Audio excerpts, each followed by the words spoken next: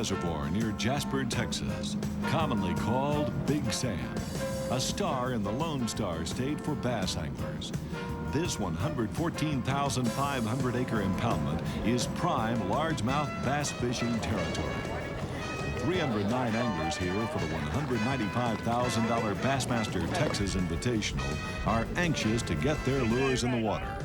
Big Sam has a reputation for big bass.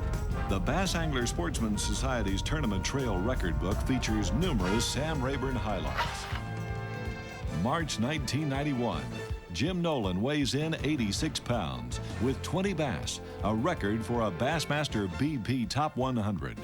March of '92, Shaw Grigsby scores 62 pounds 8 ounces, wins the Texas Invitational. And in that same tournament, Kevin Van Dam weighs in the largest 5 bass catch in BASS history, 31 pounds 11 ounces. March 1993, Randy Dearman sets a record 67 pounds 13 ounces with 15 bass for a 5 bass daily limit Bassmaster tournament.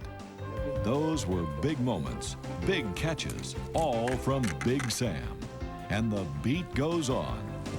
This Texas Invitational may well erase all the Bassmaster Tournament Trail heavyweight records. The time is late February, pre-spawn, about 3 weeks earlier than previous BASS competitions here. Bass are staging in groups in holding areas, preparing to move into the shallow water spawning coves. The surface water temperature has reached the mid-50s, pushed up by recent warm rains. However, a cold front is headed toward East Texas. The lake level is on the rise. This morning, the problem is wind, 15 to 25 miles per hour out of the northwest. From the Twin Dykes Marina headquarters near the dam, that translates into a back-wrenching boat ride. Reaching the Highway 147 area where Jim Nolan of Arkansas caught his 86-pound record will be a thrill ride. Many contestants opt to fish closer in the coves and flats surrounding Mill Creek Park and the San Augustine Park areas. Here, the bass are moving into the 5 to 7 foot deep grass beds, feeding up and waiting for the water temperature to climb into the magic 62 to 65 degree range that triggers the spawning urge. A recent warm spell had some largemouths headed to the shallows, but a cold snap dropped water temperatures. North Carolina pro Guy Akers Sr. is fishing this pre-spawn pattern. He's hooked up with a big fish and may need help from partner Marshall Deacons of Tennessee to land this one. Nets are not permitted in BASS competition, and grabbing a bass with a face full of treble hooks can be tricky.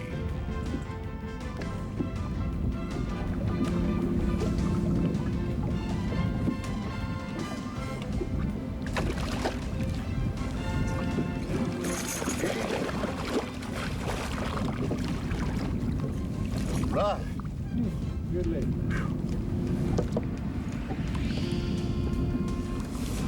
I told you to catch 8 pounder on that. I've been catching a lot of fish on a half ounce, and I decided to go to a big one, try to catch a bigger fish. I went to 3/4, and there's what I caught. Thank the good Lord for that one.